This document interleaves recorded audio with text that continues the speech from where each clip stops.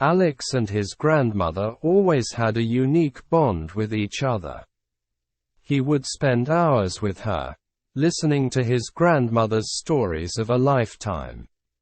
She once told him that she had met his grandfather a long time after graduating from high school. This was also the reason why she was never asked out to go to prom.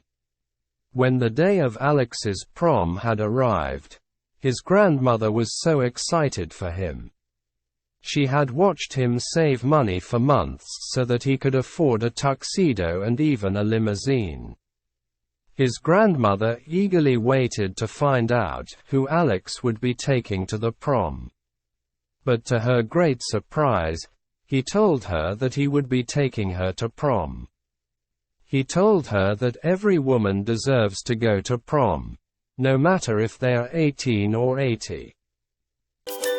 If you're looking for a fun and effective way to improve your English, subscribe to our channel, Listen English Story with GKS.